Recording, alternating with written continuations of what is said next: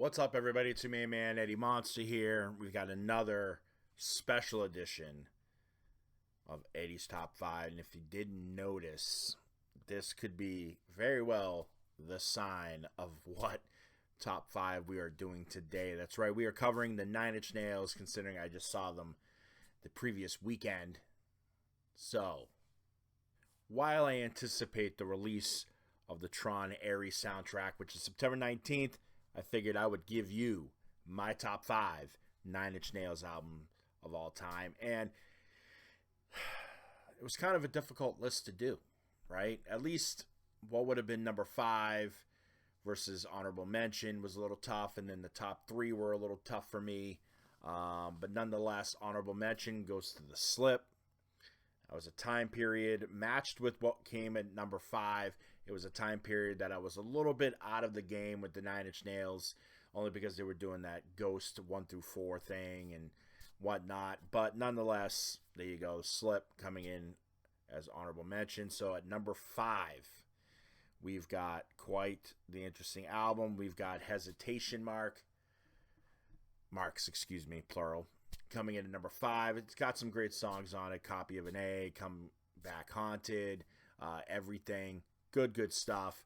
Again, was during that time period where I was kind of out of the loop, so to say, with the Nine Inch Nails, but this one definitely brought me back and had me even more interested in the group again. Coming in at number 4 is an album that I adore. It's a double album.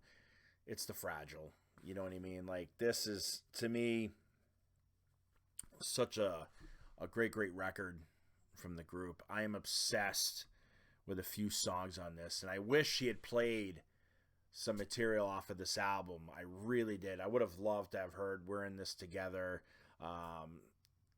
Even, The Wretched. Starfuckers would have been cool to hear. The Day the World Went Away. Whatever. It would have been so cool to hear these songs live. I love this record.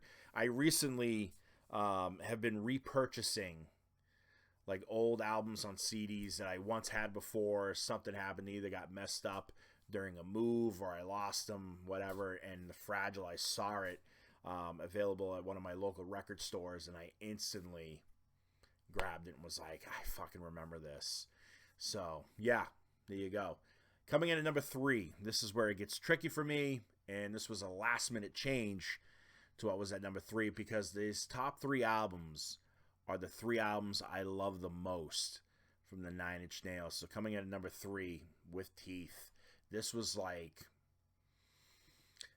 I don't know if it was the return of Trent, but it was definitely something that shows that he knows how to adapt through the years, and I just love this one. From Every Day Is Exactly the Same, The Hand That Feeds, Only, Right Where It Belongs. I mean, those tracks, just Love Is Not Enough.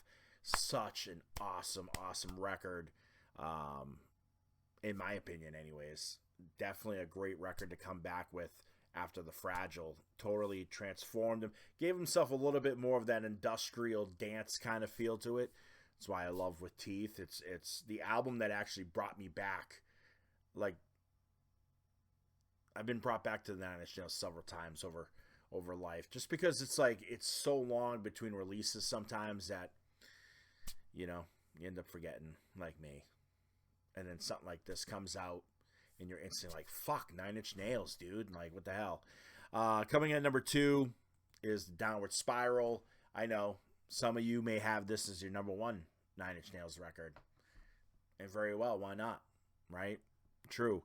One of my favorite songs, and I wish he had played this live, was Ruiner. Every time I hear that song, it's like I instantly turn it up. And don't get me wrong, you know what I mean? Like, I love Heresy. That's a great song to hear live. Mr. Self-Destruct, great to hear live. I mean, then there's Closer, which is a great track, overplayed, but a great track. Piggy, March of the Pigs. But Ruiner, for me, is just such an awesome track. And then Heresy's right up there for me, too. And then, obviously, Hurt. It's this song that instantly reminds you of a time period in your life. As soon as you hear Hurt, it's like I'm brought back to the mid-90s. You know what I mean? And what I was going through at the time. So definitely such a memorable record. And the reason why it's at number 2, very well could be a number 1. Very, very well. Not going to deny that. But unfortunately, at number 1 is Pretty Hate Machine for me. This is the album that changed it all for me. Terrible Lie is probably my favorite Nine Inch Nails song of all time. Probably. And I love Head Like a Hole. You should have seen it live. I think Trent stopped singing the song because we were so loud singing it back to him. He was kind of like, I don't even have to sing this track. You guys are already doing it. Fuck it. Go with it. Run with it. But such an amazing record from beginning to the very end.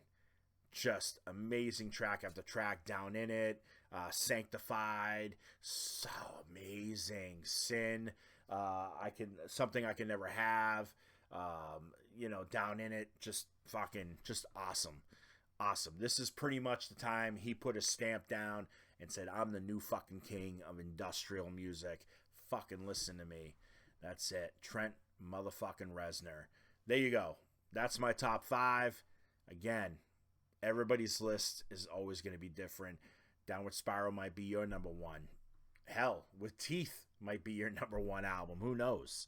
But I think generally these 5 that I chose, I think are generally the best Nine Inch Nails records. And I think Tron Ares is definitely going to give these a run for its money.